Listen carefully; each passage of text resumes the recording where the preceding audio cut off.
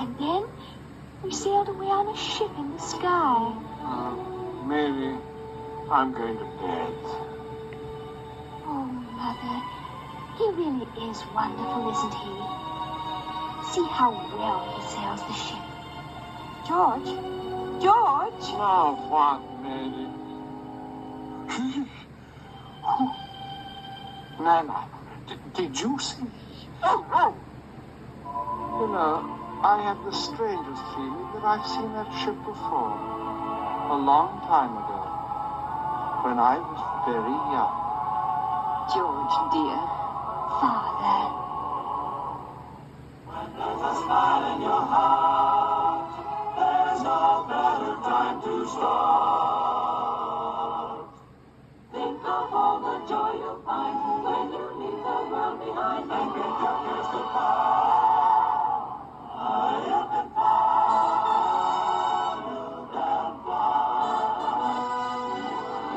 The End, a Walt Disney production.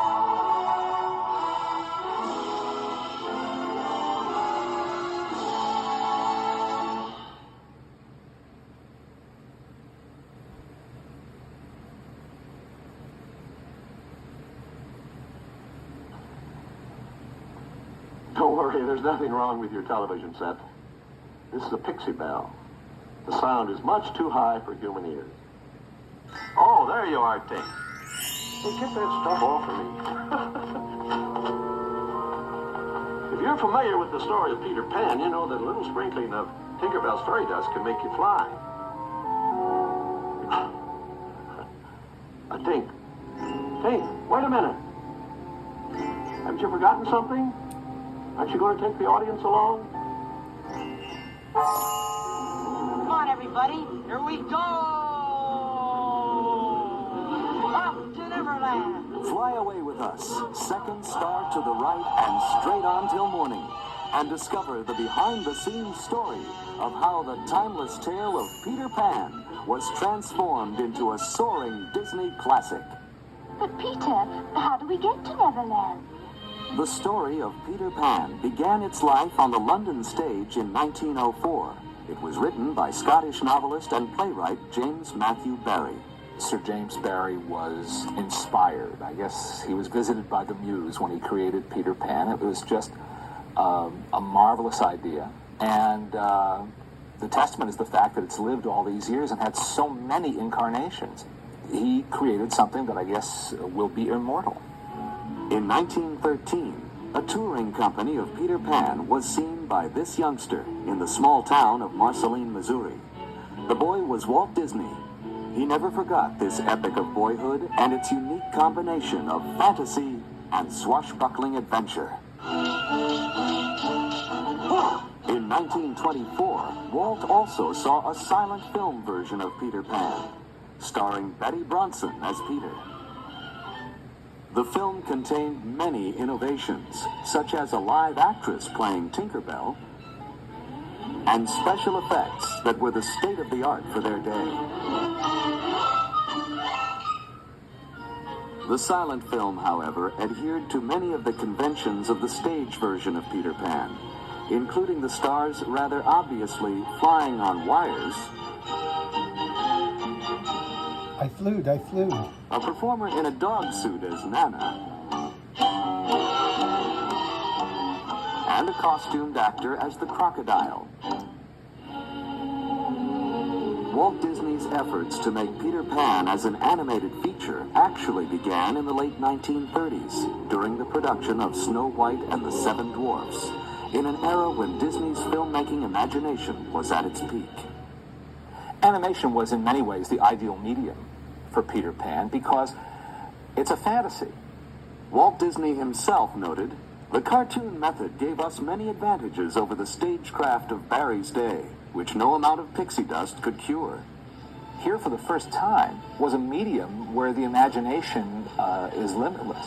Animation could do anything, and you're so free to do things, to picture things, to show people things that you couldn't do on stage. In 1939, Disney acquired the screen rights, and by early 1940, storyboards were begun.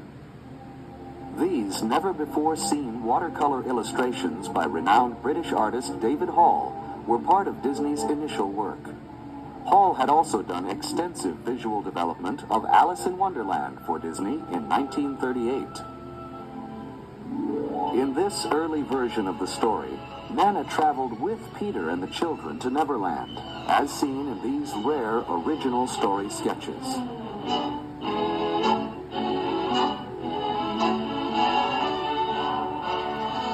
Much of the art created at this time was also darker than the original play, and far more sinister than a typical Disney effort.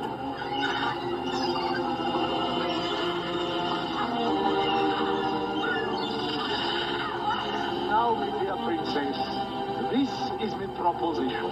You tell me the hiding place of Peter Pan, and I shall set you free. Talk. You'd better talk, my dear. This is your last chance, Tiger Lily.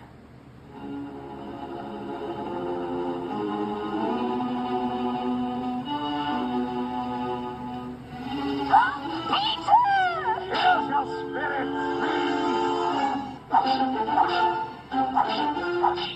Give it to him, Captain. Feed him to the brisket. Tiger Lily.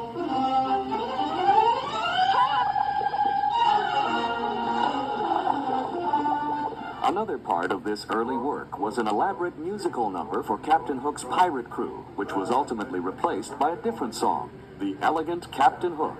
An attempt to persuade the Lost Boys to join the pirates' ranks, this earlier song, written by studio music director Frank Churchill along with Ray Kelly, is reconstructed here using a rare song demo recording, coupled with never-before-seen storyboard drawings of the original sequence. Aye, pirates, the only life for red-blooded men. If you're thinking of the future and you'd like a life of ease, if you'd like to make a fortune for your crew, if you've ever had a hanger run to sail the seven seas, then a pirate's life is just a life for you.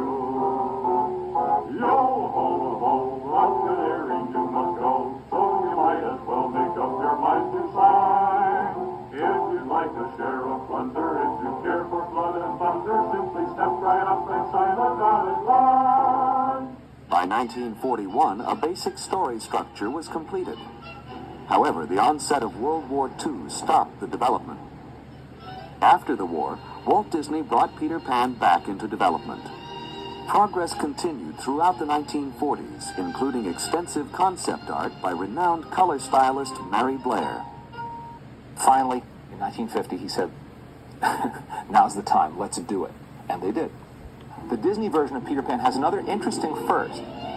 It's the first time a boy was shown as Peter Pan. There had been a tradition from the time of Maude Adams on the stage and right through Mary Martin and in recent years Kathy Rigby, Sandy Duncan, many others have done it, of women playing Peter Pan. But it was something that was broken, a tradition that was broken by Walt Disney by showing Peter Pan as a boy. Now, it's an animated boy, but it was really a boy's voice, and he was depicted as a boy, which is what he's supposed to be.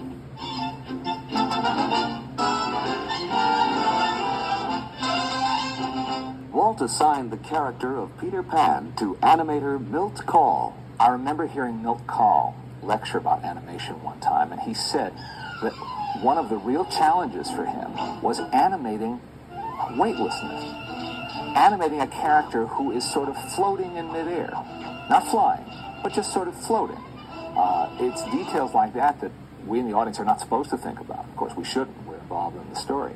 Young Bobby Driscoll was assigned to the role of Peter.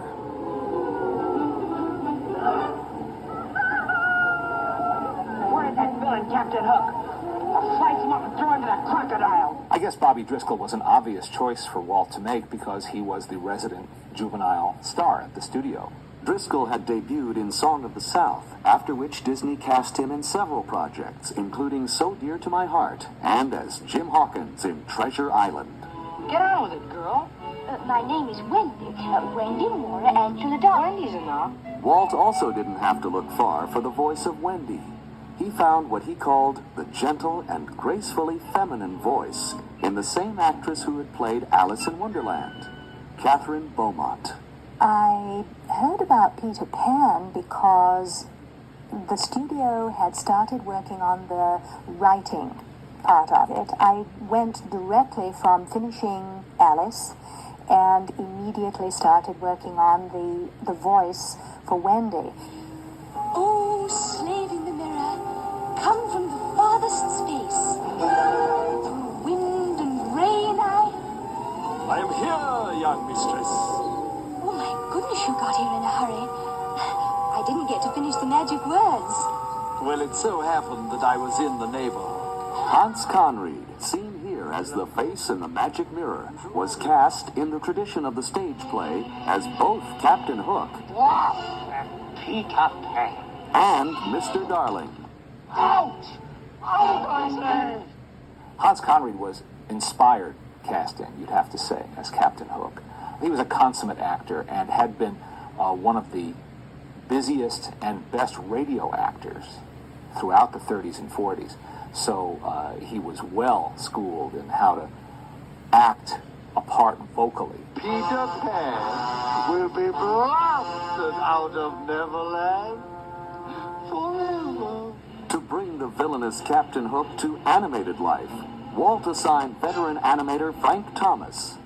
So I was wondering who was going to get the juicy assignment of doing Captain Hook, and I heard that Walt wanted me to do it. I thought, gee, putting me on that kind of a villain, a comic thing.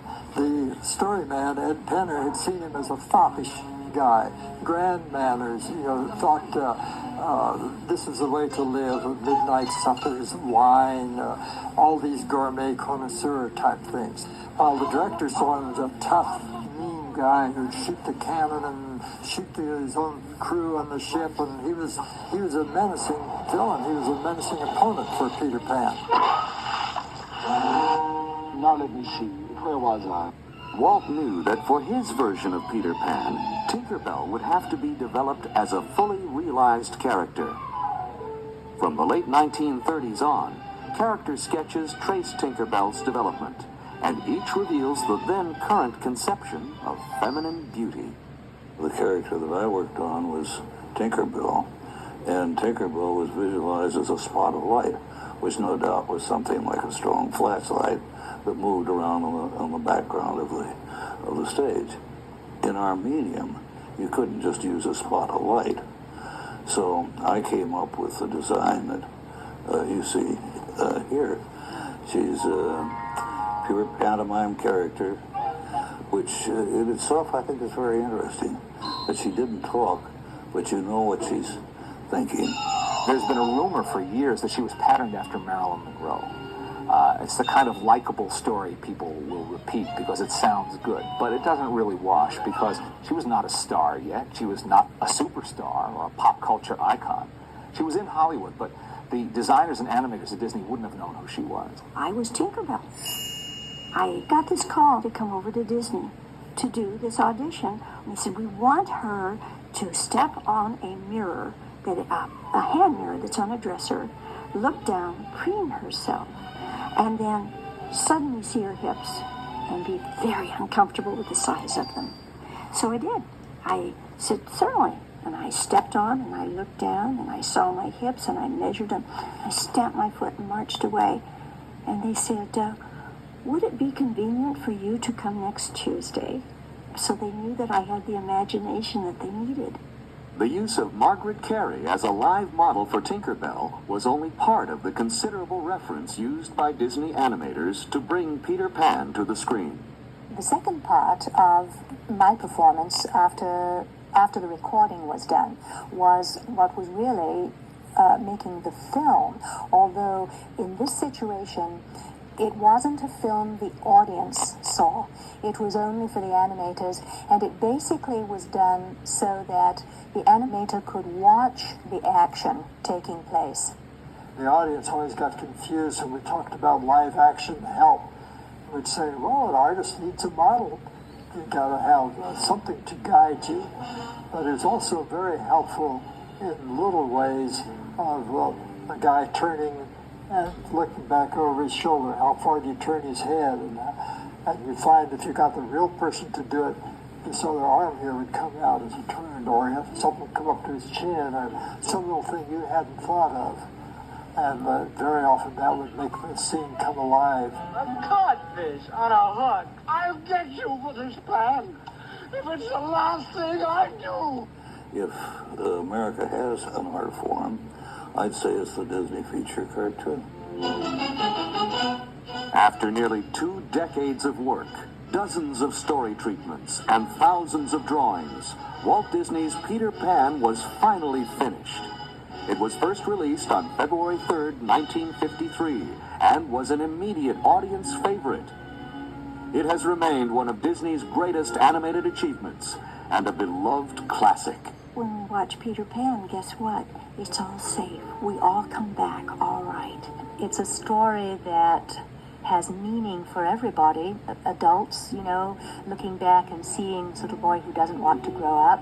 The idea of keeping that youthful spirit, not surrendering your childhood, well, that's a very strong idea and a very magical one that has enormous appeal. And then, of course, it was sprinkled with that Disney magic. Talk about, a perfect marriage. Peter Pan and Disney. I have the strangest feeling that I've seen that ship before. A long time ago. When I was very young.